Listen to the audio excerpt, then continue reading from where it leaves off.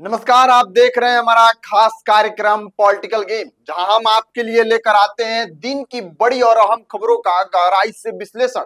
और आज की इस विशेष प्रस्तुति में हम बात करेंगे ऐसी दो खबरों की जिन्होंने देश की राजनीति और न्यायपालिका दोनों में नई हलचल पैदा कर दी है।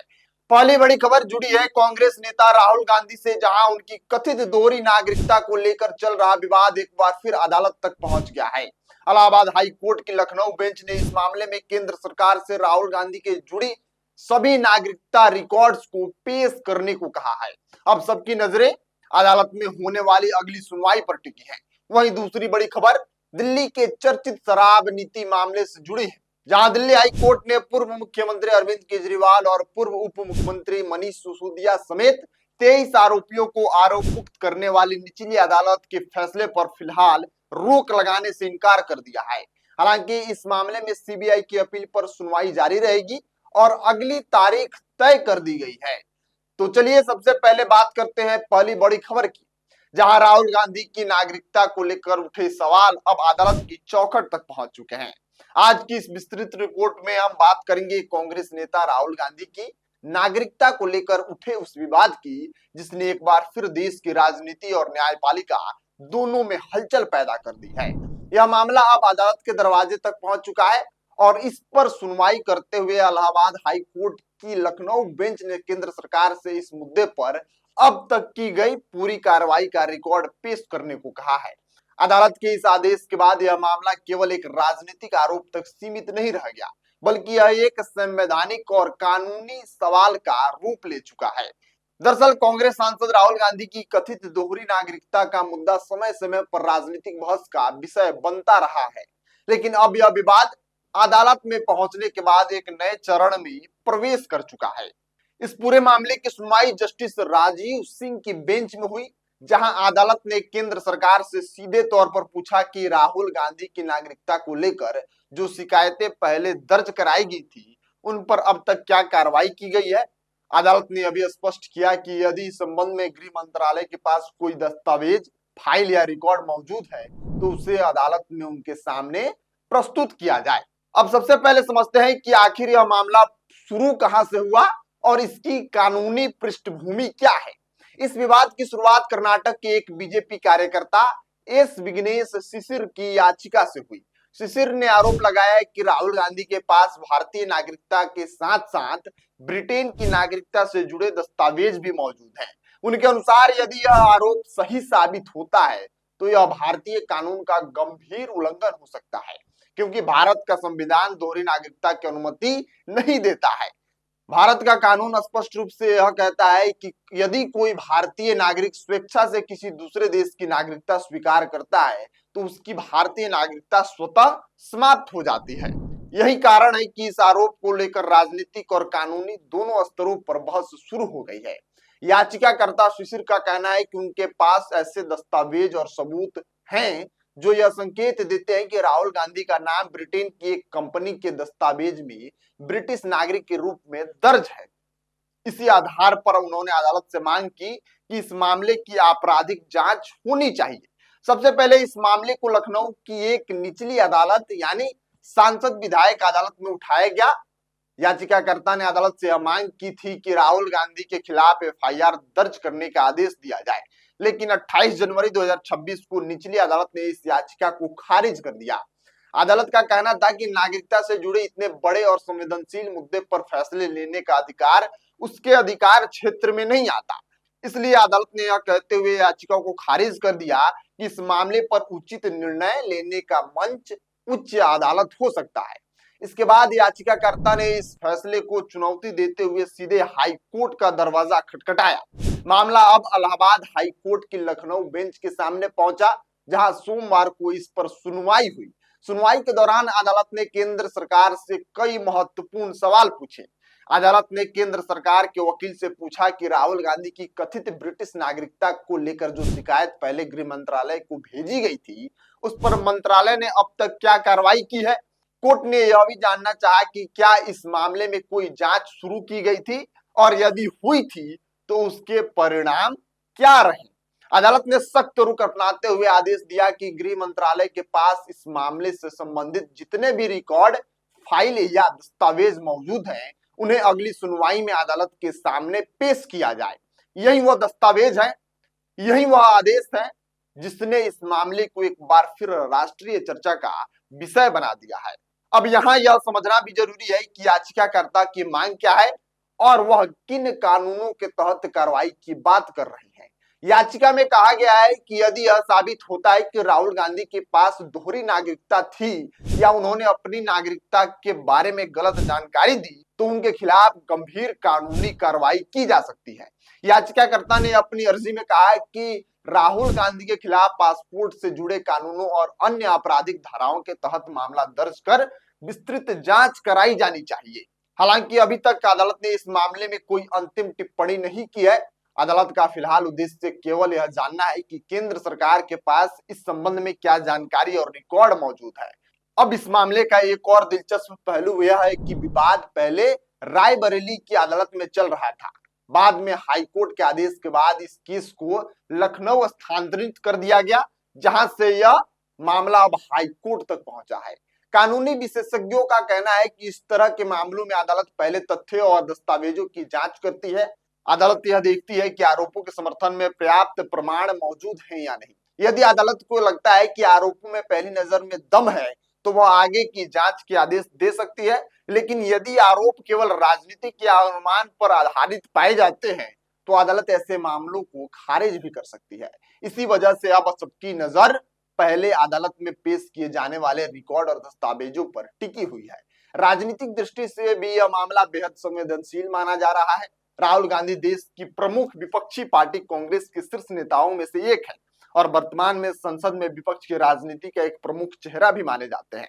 ऐसे में उनकी नागरिकता को लेकर उठे सवाल स्वाभाविक रूप से राजनीतिक बहस को और भी तेज कर देते हैं। हालांकि कांग्रेस पार्टी की ओर से पहले भी इस तरह के आरोपों को सिरे से खारिज किया जाता रहा है। पार्टी का कहना है कि राहुल गांधी भारत के नागरिक हैं और उनके खिलाफ लगाए जा रहे आरोप राजनीतिक प्रेरणा से लगाए जाते हैं।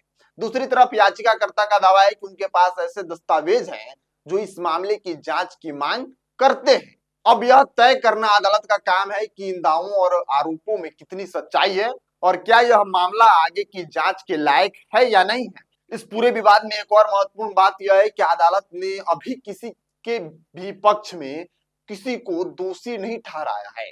अदालत केवल तथ्यों और रिकॉर्ड की मांग कर रही है ताकि मामले की वास्तविक स्थिति स्पष्ट हो सके। फिलहाल अदालत ने केंद्र सरकार को निर्देश दिया है कि वह इस मामले से जुड़ी सभी रिकॉर्ड अगली सुनवाई में पेश करे। अब इस मामले की अगली सुनवाई 19 मार्च को निर्धारित की गई है।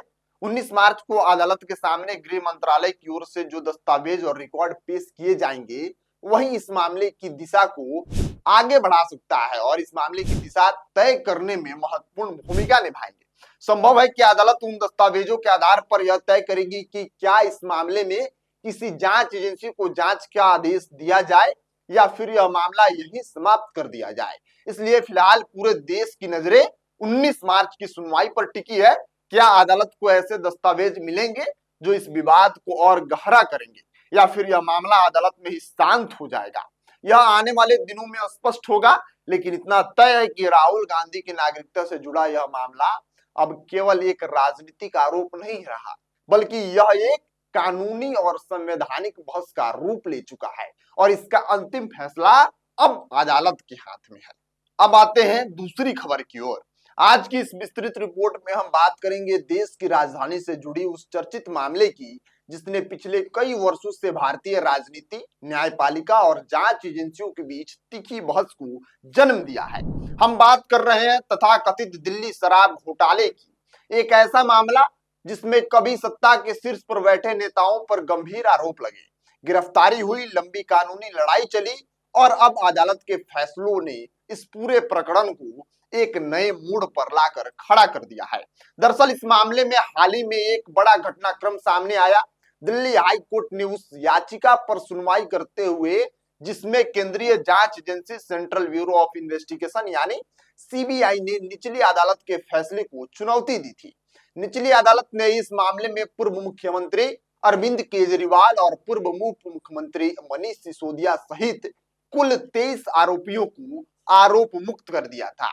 यह फैसला राउज एवेन्यू कोर्ट द्वारा दिया गया था, जिसने यह कहते हुए सभी आरोपियों को डिस्चार्ज कर दिया था कि अभियोजन पक्ष द्वारा प्रस्तुत साक्ष्य आरोप तय करने के लिए पर्याप्त नहीं है। इसी फैसले को चुनौती देते हुए सीबीआई दिल्ली हाई कोर्ट पहुंची और अदालत से मांग की कि निचली अदालत के डिस्चार्ज ऑर्डर पर तत्काल रोक लगाई जाए।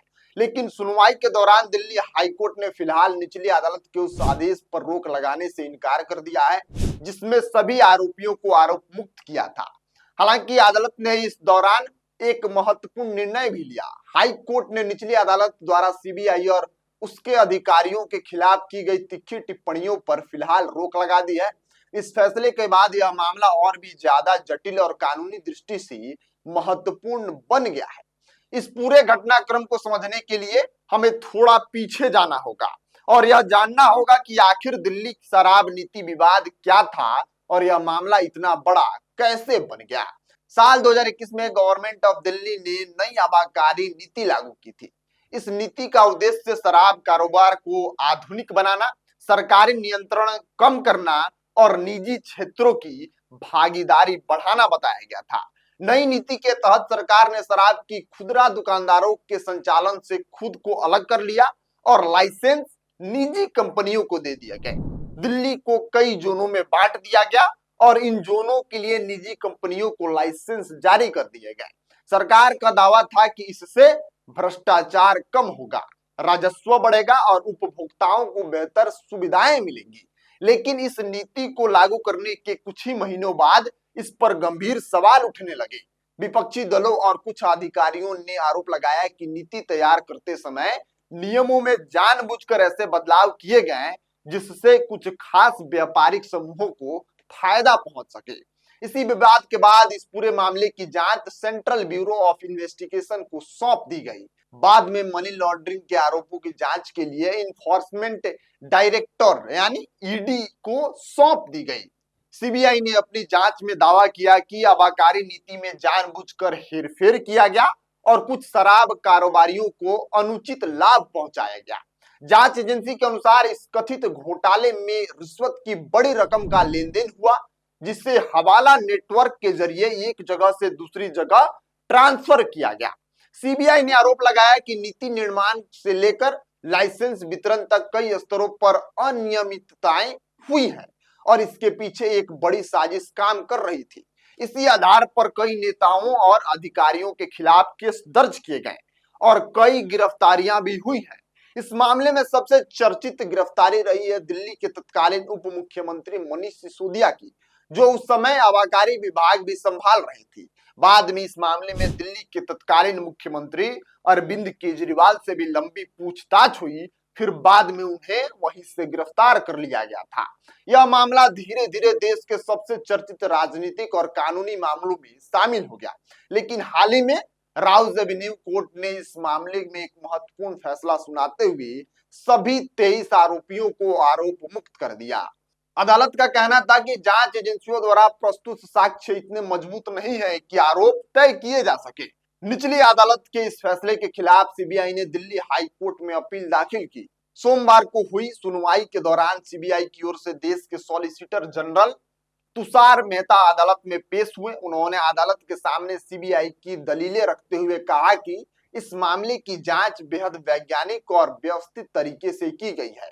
तुषार मेहता ने अदालत से कहा कि जांच के दौरान ऐसे कई तथ्य सामने आए हैं जो यह संकेत देते हैं कि आबकारी नीति में जानबूझकर बदलाव किए गए ताकि कुछ खास व्यापारियों को फायदा पहुंचाया जा सके।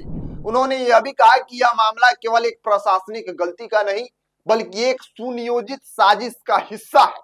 अदालत में अपनी दलील रखते हुए उन्होंने कहा कि यह देश की राजधानी के इतिहास में सबसे बड़े घोटालों में से एक है। उन्होंने कहा कि कुछ व्यापारिक समूहों को फायदा पहुंचाने के लिए ऐसी नीति बनाई गई जिसमें हेरफेर की पूरी संभावनाएं मौजूद थी। सॉलिसिटर जनरल ने अदालत को यह भी बताया कि जांच के दौरान कई गवाहों के बयान दर्ज किए गए हैं। उन्होंने खास तौर पर भारतीय दंड प्रक्रिया संहिता यानी कोड ऑफ क्रिमिनल प्रोसीजर की धारा 161 और धारा 164 के तहत दर्ज बयानों का जिक्र किया। उन्होंने अदालत को समझाया कि धारा 161 के तहत पुलिस द्वारा दर्ज बयान और धारा 164 के तहत मजिस्ट्रेट के सामने दर्ज बयान में काफी अंतर होता है। धारा 164 के तहत जब किसी गवाह का बयान दर्ज किया जाता है तो उसे मजिस्ट्रेट के सामने पेश किया जाता है और मजिस्ट्रेट यह सुनिश्चित करते हैं कि गवाह पर किस तरह का दबाव ना हो। तुषार मेहता ने दावा किया कि इस मामले में कई ऐसे गवाह हैं जिन्होंने धारा 164 के तहत विस्तार से बयान दिए हैं और बताया है कि कथित साजिश कैसे रची गई, पैसे का लेन देन कैसे हुआ और किस तरह रिश्वत दी गई।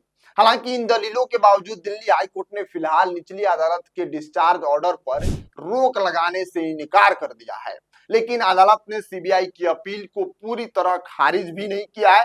हाईकोर्ट ने इस मामले में सभी 23 आरोपियों को नोटिस जारी किया है और उनसे 1 हफ्ते के भीतर अपना पक्ष स्पष्ट करने को कहा है। अदालत ने अभी स्पष्ट किया कि इस मामले में विस्तृत सुनवाई आगे की तारीखों पर जारी रहेगी। मामले की अगली सुनवाई अब 16 मार्च को निर्धारित की गई है। इस सुनवाई के दौरान एक और महत्वपूर्ण मुद्दा सामने आया है। सॉलिसिटर जनरल तुषार मेहता ने अदालत से अनुरोध किया कि निचली अदालत के फैसले का असर ईडी द्वारा की जा रही जांच पर नहीं पड़ना चाहिए। उन्होंने कहा कि यह मामला केवल भ्रष्टाचार का नहीं बल्कि मनी लॉन्ड्रिंग का भी है और यदि निचली अदालत के फैसले को पूरी तरह लागू मान लिया गया तो इससे ईडी की जांच प्रभावित हो सकती है। इस दलील पर विचार करते हुए दिल्ली हाईकोर्ट ने निर्देश दिया कि निचली अदालत में चल रही ईडी की कार्रवाई को फिलहाल स्थगित रखा जाए जब तक कि सीबीआई की इस अपील पर अदालत कोई अंतिम फैसला नहीं कर लेती। यानी अब इस मामले में एक तरफ सीबीआई की अपील पर सुनवाई जारी रहेगी जबकि दूसरी तरफ ईडी की कार्रवाई अस्थायी रूप से रोक दी गई है। कानूनी विशेषज्ञों का मानना है कि यह मामला अभी पूरी तरह खत्म नहीं हुआ है। हाई कोर्ट ने केवल निचली अदालत के आदेश पर तुरंत रोक लगाने से इनकार किया है, लेकिन अपील पर अंतिम फैसला बाकी है। इसलिए आने वाली सुनवाई में अदालत यह तय करेगी कि क्या निचली अदालत का फैसला बरकरार रहेगा या फिर इस मामले में आगे की जांच और सुनवाई का रास्ता खुल सकता है। फिलहाल इस पूरे मामले ने एक बार फिर देश की राजनीतिक और न्यायिक प्रक्रिया दोनों को चर्चा में ला दिया है। अब सबकी नजरें हैं 16 मार्च को होने वाली अगली सुनवाई पर, जहां अदालत के सामने दोनों पक्ष अपनी दलीलें रखेंगे और उसी के आधार पर यह तय होगा कि दिल्ली शराब नीति विवाद का यह अध्याय आगे किस दिशा में बढ़ेगा। इसी के साथ आज की इस खास रिपोर्ट में फिलहाल इतना ही। एक तरफ राहुल गांधी की नागरिकता से जुड़ा मामला अब इलाहाबाद हाई कोर्ट की निगरानी में है, जिसकी अगली सुनवाई 19 मार्च को होगी। वहीं दिल्ली शराब नीति मामले में दिल्ली हाई कोर्ट ने पूर्व मुख्यमंत्री अरविंद केजरीवाल और मनीष सिसोदिया समेत 23 आरोपियों को राहत देते हुए निचली अदालत के आदेश पर फिलहाल रोक लगाने से इनकार कर दिया है। इस मामले की अगली सुनवाई 16 मार्च को होगी। अब इन दोनों मामलों में आगे क्या होता है, इस पर सबकी नजरें आने वाली सुनवाई पर टिकी है। फिलहाल के लिए इतना ही। आप देखते रहिए नेक्स्ट ब्रॉडकास्ट में। हूं आपके साथ सोम उपाध्याय। बहुत बहुत धन्यवाद आपका।